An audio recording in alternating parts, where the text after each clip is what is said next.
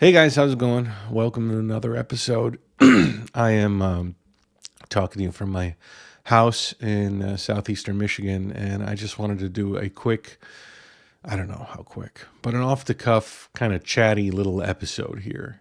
I realized something yesterday, and I thought it would have come a lot sooner. Actually, I was surprised that it came now because there was so many opportunities for me to get it. But finally, I have joined the club. I am COVID positive. This is my first test, so I'll take another this afternoon. But um, yeah. So our congratulations in order.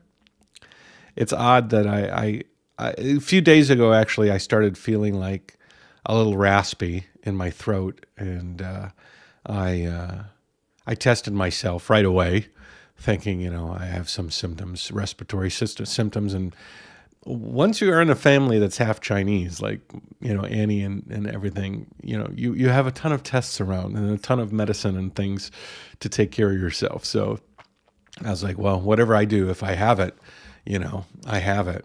And so I tested myself. I tested negative. And so I'm like, oh, I guess it's not COVID. But then last night and the night before, I just really rough nights. And I mean, to be honest, it feels like a mild cold. You can probably hear it in my voice. But the indication that I have, I'll put the microphone. You hear that? It's that the end of the breath. Certainly that raspiness in the lungs was an indication that something was going on. It's wild. I spent 2 years of COVID time in China, completely safe from the idea of getting COVID because China's measures to prevent COVID from entering the country were so rigid that you were pretty confident that you weren't going to be able to get it because you knew every single person that did have it. It was like sort of common knowledge. So, if somebody in your province got it or somebody in your district got it, everybody got a notification. Their QR codes changed, and everything was on high alert. So it is kind of funny that I get it now, because in conjunction with the idea that probably a lot of people are going to be getting it in China now, because China has loosened all their regulations with regards to the health codes and with regards to the quarantining and everything. They're taking down testing centers and really streamlining the effort to combat COVID, and kind of just basically seeing reality in that the world now has to live with this sickness instead of fearing it so much.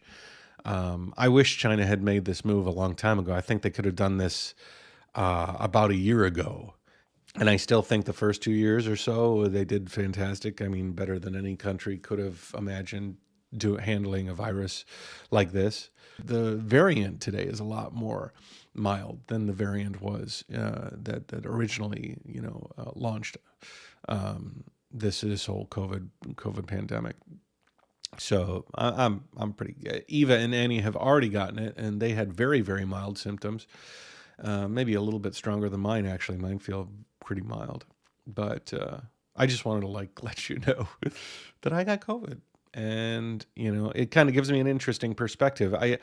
It's not like I was fearing the pandemic or the virus for actually, I was expecting to get it. Even Annie got it. I was sleeping with them.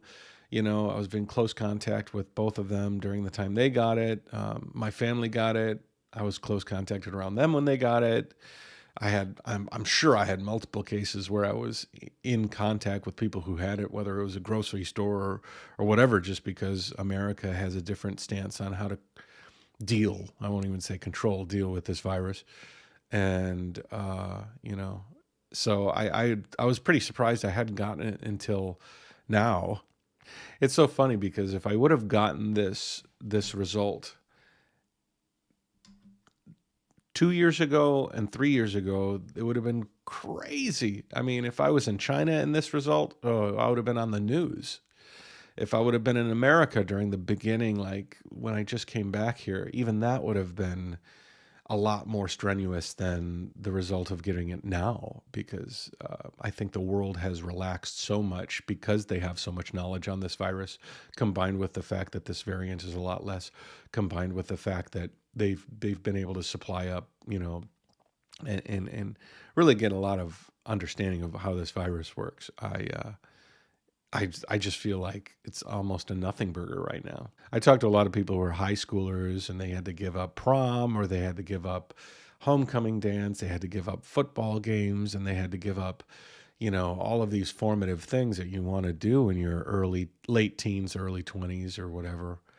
And I feel like those people got the biggest shaft in the beginning phases of this. But I feel like,